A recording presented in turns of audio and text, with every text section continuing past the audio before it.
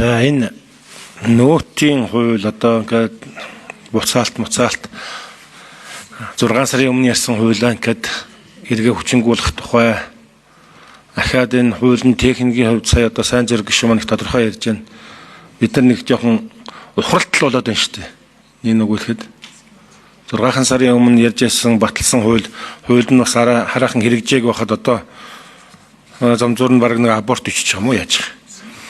Тэгэхээр сангийн яамны нөхдүүдийг би ингээд гайхаад өнгөрсөн жил бид нар 11 сард хэлцэж яхад та нар яагаад тэгвэл тэр Зандан шатар ерөнхий сайд байсан баг те. Бид нар хэрэглээг нь дэмжихгүй орлогоо дэмжинэ гэж хэлж болоогүй. Одоо болохоор та нар ингээд бүгдээрээ чухмал орлогоо дэмждэг хэрэглээ дэмжлгүй баатрууд болоод нэгдүгээрт нь.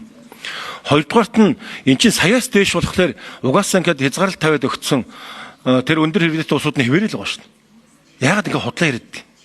Эсвэл 6 сарын ой санамжтай юм уу та нар ч. Тухайн үед орж өчнөө хилцүүлэг болж та нар өөр юм яриад байсан шүү дээ. Тэгээ одоо болохоор чухам хэрэглээгээ дэмжих орлогоо дэмжих ийм сонголтын өмнө байгаа ч гэх шиг. Дээрээс нь тэр орлогын дэмжээд байгаа хэлбэр чинь энэ нөтийн хэрэглээгээ дэмжиж байгаа хэлбэр хоёр чинь төсөв дээр иж ачаал нь хэдий. Над энэ тоог нэг хэлээд өгч. Хоёрдугаарт нь баг орлоготой иргэд ихэнх нь нөтгөө бараа аваад байгаа маа гэдэг юм. Гүн чин нөтгөө бараанаас гадна өөр юм авч байгаа шүү дээ.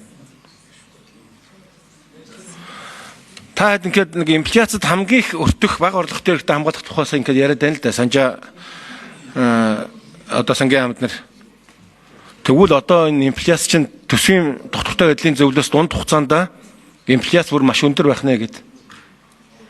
Тэгээ та нар энэ төсвийн тогтвортой байдлын зөвлөлтийн дүгнэлттэй уялдуулаад энэ бодлогоо бүр өмнө ярьж болоогүй юм уу? За миний хоёр дахь асуулт бол одоо ингээд хөдөө орон нутагт явж хаад аялал жуулчлалынхан хөдөө аж ахуйн салбарынхан үйлчлэгээний салбарынхан ерөөсөө ажиллах хүч байхгүй болсон. Мэдээж уул уурхайтай өрсөлдөж чадахгүй. Уул уурхайн цалинтай энэ салбарч өрсөлдөж чадахгүй шүү дээ. Манай энэ улс орон ерөөсөө голлонд өвчин нэрвэгдчихэд ажиллах хүч байхгүй, цалингаа өгч чадахгүй. Тэгээ энэ цалин орлогоо нэмэгдүүлэх боломжоор хүмүүс эдгээр салбар дээр хөдөлмөрийн зах зээл дээр ингээ хүндрэл учраад байгаа үед нь та нар хамгаалах ямар бодлого явуулах юм бэ? Хэдийгээр яг одоо энэ хэлцэж байгаа асуудалтай хамаагүй утсан энэ цаашдаа одоо энэ голлонд өвчнөөс энэ үйлчлэгийн салбар, хөдөө аж ахуйн салбар энэ бусад салбараа хамгаалах бодлого явуулахгүй бол одоо энэ үйлчлэгээний салбар бусад салбарууд ч хамгааллаа. Унлаа. 1960-аад оны үед голлондод гарч ирсэн нийтлэг ийм хүндрэлээс л болж энэ голлонд өвчин гэдээ бий болсон. Үүнтэй холбоотой за сангийн яам санжаад орж гишүүний асуултанд хариулъя. За нодлон нөтийн хуулийг батлуулж исэн нөхцөл байдлаас энэ одоогийн нөхцөл байдал бол нэг зүйлээр агих том ялгаа гараад. За тэр нь бол юу вэ гэхээр дунд хугацаанд бол инфляц их өндөр байх нэ гэдэг нь бол тодорхойлцоод байна. Тэгэхээр бид нар инфляцийн өндөр үед бол яг иргэдийн аль хэсэг хамгийн их зохилтонд өртдөг вэ гэдээ үзэхлээр баг дунд орлоготой хэсэг болчиход байна. Баг дунд орлоготой хэсгийн маань бол үндсэн одоо зарлага маань бол юу руу явчихад байна гэхээр одоо жишээ нь 700 мянган төгрөг хүртэл одоо зарцуулцтай нийтдээ 83.5 мянган өрхийн маань нийт одоо зарцуулж байгаа тэр зарлагын 90% нь огт нөөтгүй бараан дээр явчихад байгаа.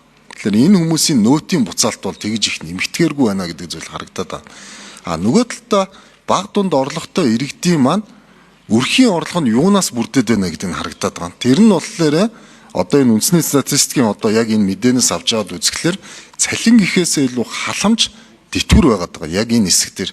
Тэгэхээр бид нар илүү их татврын бодлогоосоо илүү одоо халамж дэтгэр буюу төсвийн бодлогоор энэ иргэдийнхэн одоо бид нар хэрэглээг илүү хамгаалах юм байна гэдэг нь бол харагдаад байгаа. За нөгөө талдаа бол дунд орлоготой хэсэг дээр дундаас дээшээ дээр бид нар ямар бодлого барих вэ гэдэг энэ асуудал харчаад байна. За энэ бол одоо яг өнөөдөр ажилтаа байж байгаа хүмүүс үед. Тэгэхээр ингээд үзэнгүүт бид нар бизнес талыг нь сегментчилж үзэж байгаа.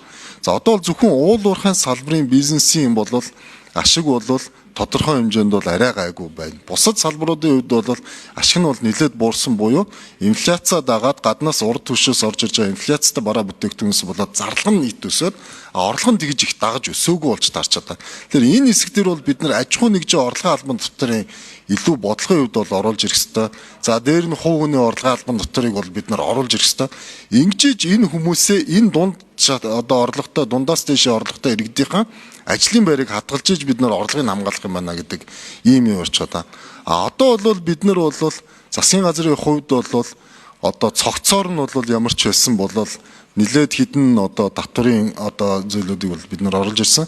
За өмнө нь бол засгийн газрын хувьд бол бүр одоо том хуулиудаар нь оруулж ирчихсэн боловч энэ удаадаа бол төсөв өрөөгөө дагуулад бол эргэжил дээр бол яг дунд хугацааны инфляц ийм бодлого байх нь зүйтэй гэж бодож л одоо бодлогын хувьд бол оруулж ирчихэд байгаа. За одоо бид нар нөөтийн хуулийг хэрвээ одоо буцаахгүй байх юм бол 1.6-аас 1.8 орлого алдна гэдэг тооцоогоо. Нөгөө талдаа бол бид нар яг одоо энэ тэтгэвэр нэмэгдүүлэх, халамж нэмэгдүүлэх, за цалин үлс нэмэгдүүлэх төр бол энээс бол арай өндөр зарлага бол гарах асуудал байгаа. За хувь хүний орлогын албан дотор дээр бол тооцоол бид бол 1.7 их найдын бол орлого алдах юм байна гэсэн ийм тооцоогоо. Гэхдээ энэ нь бол за 28 оноос бол хувь хүний орлогын албан доторыг бол нөлөөлөхөөр оруулж ирсэн. За шалтгаан нь бол бид нар бол 23, 24, 25 онуудад бол эдийн засгийн бол өсөлттэй үе байсан. За 26 оноос эхлээд бол бид бол нэлээд бол одоо уналттай үе рүү орж ин. За 28, 29 оноос бол бид нар эдийн засаг буцаад сэргэх одоо энэ бүчлэгийн үе нь бол бас тэгж таарж байна гэж үзэж байгаа. За энэ агуулгаараа бол бас бид нар 3 жилийн одоо тэр татврын бодлого маань бол үүнтэйгээ хамаатай байдлаар бол оруулж ирчихэд байгаа. За одоо энэ хууль маань хэрвээ батлагдахгүй тохиолдолд бол бид нар бол орлого бол 1.6-аас 1.8 их найдаар бол алдна. За тэгсэн тохиолдолд бол эрхчлэлийн хувьд бол яг энэ засгийн газрын нөгөө дэвшүүлсэн цогц бодлогын маань нэг хэсэг л байхгүй болчих гээд байна гэсэн. Одоо өөрөөр хэлбэл аж ахуй нэгжийн орлогын албан дотоорын тухай хууль, хувь хүний орлогын албан дотоорын тухай хууль, нэгдсэн үртгийн албан дотоорын тухай хууль бол бид бас өргөн барьсан явж байгаа. Энэ хэсэг маань батлагдаад явчихна. Нөгөө талдаа төсвийн бодлого хэсэг маань яг энэ баг дунд дээрээ дэмжлэг үзүүлэх төсвийн бодлого хэсэг маань батлагдчихгүй болчих гээд байгаа учраас бидний хувьд бол цогцоор нь яг энэ асуудлыг бас явуул их зүйтэй байна. Та бүхнийг дэмжиж өгөхийг хүсье баярлалаа. Сангийн аймгийн асуулт анхааралтай сонсолт ингээд дутуу хариулаад байх юм. Тэр сүүлийнх нь хэсэг хэдийгээр хэлж байгаа асуудалтай холбоогдсон Голланд өвчнөд холбоотой өөрөөр хэлбэл тэр цалин орлого нэмэгдүүлэх боломжгүй хөдөлмөрийн зах зээл дээр яаж бодлого явуулах юм бэ гэдэг асуулт байсан. Хоёрдугаарт нь төсвийн доктортой байдлын зөвлөлөөс оруулж ирж байгаа тэр зөвлөмж дотор нь ер нь төсвийнхөө зарлагыг хязгаарлах бодлого явуулахгүй бол өнөөдөр үндсэндээ над дотоодын төсвийн чинь 32 болчиход байна шүү дээ. Тэгэхээр зөвхөн нөөтөг нь оцолдох биш төсвийн зарлага энэ өсөлтөө хязгаарлах энэ чиглэлийнхээ бодлогыг тодорхой ярих юм биш үү?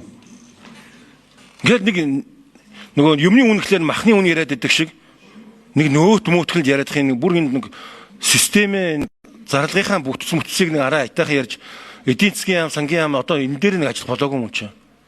Хэрвээ одоо нөөтийн хувьд орохгүй бол та нар 1.6-аас 1.8 их найдын орлого тасарна гэж байна.